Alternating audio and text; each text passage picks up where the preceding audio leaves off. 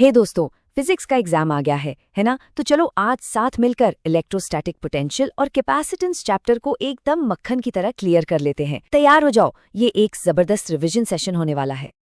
तो ये है हमारा आज का गेम प्लान। हम बिल्कुल बेसिक कॉन्सेप्ट से शुरू करेंगे, फिर कैपेसिटर की दुनिया में गोता लगाएंगे, कुछ सवाल सॉल्व करेंगे और हाँ, आखिर में एक सुपर फास्ट रिवीजन भी करेंगे ताकि एग्जाम के लिए सब कुछ टिप्स पर हो। चलो शुरू करते हैं। सबसे पहले इलेक्ट्रिक पोटेंशियल। देखो, इसको समझना बहुत जरूरी है क्योंकि सच बताऊं तो ये पूरा चैप्टर इसी पर टिका है। तो ये इलेक्ट्रोस्टैटिक पोटेंशियल आखिर है क्या? बिल्कुल सिंपल भाषा में समझो। सोचो, एक यूनिट पॉजिटिव चार्ज को इन्फिनिटी मतलब बहुत बहुत दूर से किसी एक खास पॉइंट तक लाने में जितना काम करना पड़ता है ना, बस वही है इलेक्ट्रोस्टैटिक पोटेंशियल। इसका फॉर्मूला है V is equals to W by Q, जहां V है पोटेंशियल, W है किया गया काम और Q है चार्ज। अब इस डायग्राम को देखो, इससे सब क्लियर हो जाएगा। इमेजिन करो कि एक बड़ा सा पॉजिटिव चार्ज प्लस Q अपनी जगह पर बैठा है। अब हम एक छोटे से positive test charge plus Q को इन्फिनिटी से उसकी तरफ ला रहे हैं। क्योंकि दोनों पॉजिटिव हैं तो वो एक दूसरे को धक्का देंगे, है ना, रिपेल करेंगे। तो हमें जोर लगाकर उस धक्के के खिलाफ काम करना पड़ेगा। बस यही जो एक्सटर्नल काम हम कर रहे हैं वही उस पॉइंट पर पोटेंशियल बन जाता है। तो यहां से क्या समझे? सिंपल है, पोटेंशियल ज्यादा मतलब काम ज्यादा करना पड़ेगा, पोटेंशियल कम तो काम भी कम। और इन्फिनिटी पर तो हम मान लेते हैं कि पोटेंशियल जीरो है। और हाँ, ये जो काम हमने किया वो वेस्ट नहीं जाता, वो पोटेंशियल एनर्जी बनकर स्टोर हो जाता है। फॉर्मूला याद रखना, U is equal to QV। जैसे प्रैक्टिकली हम पोटेंशियल से ज़्यादा पोटेंशियल डिफरेंस की बात करते हैं। मतलब एक पॉइंट A से दूसरे पॉइंट B तक चार्ज को ले जाने में कितना काम लगा, ये ज़्यादा काम की चीज़ है। ठीक है, पोटेंशियल का बेसिक तो समझ आ गया। अब देखते हैं कि ये इलेक्ट्रिक फील्ड, एनर्जी और डाइपोल से कैसे जुड़ा हुआ है। भाई, ये फॉर्मूला तो एग्जाम के लिए एकदम रट लो। E is equal to minus dV/dr। इसका मतलब क्या है? सिंपल, कि इलेक्ट्रिक फील्ड जो है ना, वो हमेशा हाई पोटेंशियल से लो पोटेंशियल की तरफ भागती है। बिल्कुल वैसे ही जैसे पानी हमेशा ऊंची जगह से नीची जगह की तरफ बहता है। ये जो नेगेटिव साइन है ना, वो यही डायरेक्शन बताता है। हाँ, एक चीज़ जहाँ सब बहुत कंफ्यूज होते हैं, पोटेंशियल और पोटेंशियल एनर्जी।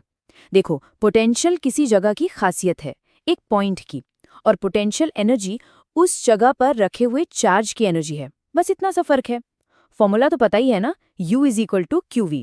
मतलब चार्ज को उस जगह के पोटेंशियल से मल्टीप्लाई कर दो। तो चलो एक क्विक चेक, एकदम आसान भाषा में बताओ, पोटेंशियल और पोटेंशियल एनर्जी में क्या फ़र्क है? सोच लिया? हाँ, पोटेंशियल जगह का और पोटेंशियल एनर्जी उस जगह पर रखे चार्ज का। सिंपल। अब बारी है इस चैप्टर के स्टार की, कैपेसिटर। ये क्या है? ये है एनर्जी के छोटे छोटे पावर बैंक। आपके पंखे को जो एक झटका देके स्टार्ट करता है ना, कंडेंसर, या कैमरे का फ्लैश जो एकदम से चमकता है, वो सब इन्हीं का कमाल है। तो कैपेसिटर एक ऐसा डिवाइस है जो इलेक्ट्रिक चार्ज और एनर्जी को स्टोर करता है, और इसकी स्टोर करने की कैपेसिटी को ही हम कहते हैं कैपेसिटेंस, जिसे C से दिखाते हैं। इसका फॉर्मूला है C is equals to Q/V, मतलब कितना चार्ज कितने वोल्टेज पर स्टोर हुआ। ये देखो, ये है सबसे कॉमन टाइप का कैपेसिटर, पैरेलल प्लेट कैपेसिटर। इसमें दो प्लेट्स होती हैं जिनका एरिया है A और उनके बीच की दूरी है D। और इन प्लेट्स के बीच में ना अक्सर एक इंसुलेटर भर देते हैं जिसे डाई इलेक्ट्रिक कहते हैं। ये इसकी कैपेसिटी को और भी बढ़ा देता है। तो अगर हमें ज्यादा चार्ज स्टोर करना है, मतलब कैपेसिटेंस बढ़ानी है, तो क्या करें? प्लेट्स का एरिया बढ़ा दो, सिंपल। उनके बीच की दूरी कम कर दो, या फिर उनके बीच एक अच्छा सा डाइलेक्ट्रिक मटेरियल डाल दो। पता है ये डाइलेक्ट्रिक क्या करता है?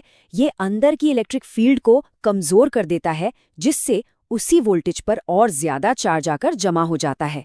अब देखो, सर्किट में कैपेसिटर अकेले अकेले कम ही मिलते हैं। इन्हें अक्सर ग्रुप में, मतलब सीरीज या पैरेलल में जोड़ा जाता है। और हाँ, ये एग्जामिनर का फेवरेट टॉपिक है, तो जरा ध्यान से। यहाँ देखो, दो तरीके हैं इन्हें जोड़ने के, सीरीज और पैरेलल।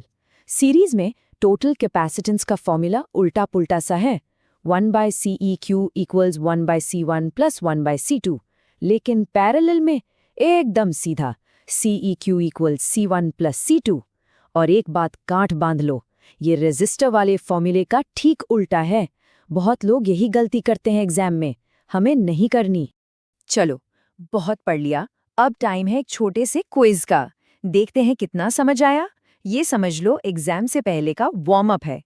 पहला सवाल, एक इक्विपोटेंशियल सरफेस पर हमेशा क्या होता है? ऑप्शंस हैं A constant potential, B constant electric field, C बदलता हुआ पोटेंशियल या डी जीरो फील्ड। सोचो सोचो। बिल्कुल सही जवाब है ए कांस्टेंट पोटेंशियल। अरे नाम में ही जवाब छुपा है। इक्वी मतलब इक्वल, पोटेंशियल मतलब पोटेंशियल, तो इक्वल पोटेंशियल वाली सरफेस। चलो अगला सवाल, ये फॉर्मूले पर है तो ध्यान से। एक पैरेलल प्लेट कैपेसिटर का कैपेसिटेंस क्या होता है? ऑप्शन स्क्रीन पर हैं। इसमें बहुत लोग फंसते हैं। और सही जवाब है option B epsilon naught A by D. इसको याद रखने की एक ट्रिक बताता हूँ। हमें कैपेसिटेंस बढ़ानी है तो एरिया ए ज्यादा होना चाहिए, तो वो ऊपर रहेगा न्यूमरेटर में, और प्लेट्स के बीच की दूरी डी कम होनी चाहिए, तो वो नीचे रहेगा डिनोमिनेटर में। सिंपल। क्या बात है, बहुत बढ़िया। अब बस आखिरी राउंड, फाइनल रैपिड रिवीजन। ये वो नोट्स हैं जो एग्जाम हॉल के बाहर खड़े होकर आखिरी मिनट में देखते हैं ना, बस वही है। इस माइंड मैप को देखो, ये पूरे चैप्टर की कहानी एक बार में बता रहा है। सब कुछ कैसे जुड़ा है देखो, पोटेंशियल से बनी पोटेंशियल एनर्जी, और उस एनर्जी को स्टोर करने के लिए हमने बनाया कैपेसिटर। सब एक दूसरे से कनेक्टेड है। और जाते जाते ये कुछ सबसे जरूरी शब्द फटाफट देख लो। पोटेंशियल, प्रति यूनिट चार्ज पर किया गया काम। इक्विपोटेंशियल सरफेस, समान पोटेंशियल वाली सतह। कैपेसिटेंस, चार्ज और वोल्टेज का अनुपात। डाइलेक्ट्रिक, कैपेसिटेंस बढ़ाने वाला इंसुलेटर। और फैरेड, कैपेसिटेंस की यूनिट। डन।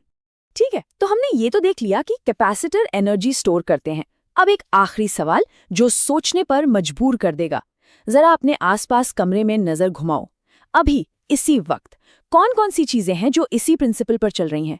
कहाँ कहाँ ये कैपेसिटर आपकी लाइफ को पावर दे रहे हैं? सोचो। इसका जवाब आपके फोन चार्जर से लेकर आपके लैपटॉप तक हर जगह है। चलो अब एग्जाम के लिए ऑल द बेस्ट।